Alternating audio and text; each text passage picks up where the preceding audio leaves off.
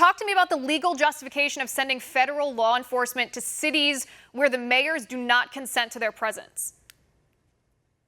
Well, first of all, Liz, there's a couple of things. We really need to make sure that we're making a distinction between what's happening in Portland and now what's happening based on the president's latest press conference in cities like Chicago. Those are two different things, two different situations. In Portland, it's about protecting federal property that criminals are attacking. That's Title 40 USC 1315, which tells the secretary that he must protect federal buildings throughout the United States. That's what's happening in Portland. Now let's shift to Chicago. We're seeing an increase in violent crime across. What's happening there is additional federal agents are going to go to Chicago and envelop in and support and augment federal task forces that already existed and have existed for decades, and they're going to work with state and locals just like they have every single day. They're just going to put more of them there to attack the increase in violence.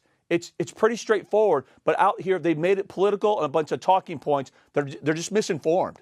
Right. Well, certainly misinformed about Portland. The federal assets, I mean, that's very cut and dry. It's actually very simple. As I said in my monologue before, it's a diversion technique. The Democrats don't want you to focus on what's happening in Portland. They want to pretend that the president is sending in inappropriate paramilitary forces to scare everyone. There is an issue when it comes to consent, though. So take Chicago, for example. Mayor Lori Lightfoot, I mean, she accused the president of sending federal agents into her city simply because she's a woman. I think we can all tell that that's a ridiculous comment. You know, the 60 people, I believe, were shot in Chicago last weekend. Monday, 25 people. Tuesday, 24 people.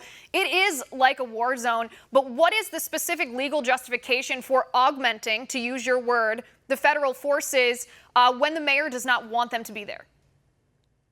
So the mayor has no say on where we send federal agents to investigate and prosecute federal crimes. That's what we're talking about, Liz. Again, there are federal task force that exists in Chicago for decades. That's what we're talking about. They're going after gangs, transnational criminal organization, and other violent activities, and they are pursuing federal violations and would be prosecuted federally by the Department of Justice. And these federal task forces, I've been on multiple federal task forces throughout my 30-year career, and that's where you have state and local police as well as federal agents. We bring them on, we deputize them to enforce federal law. That's what they're doing there. Sorry, we don't need mayor approval to go somewhere and enforce federal law. All right, further criticism from mostly the left, the mainstream media, and I think it's very important to address each and every point so that it doesn't become the defining narrative here if it's untrue.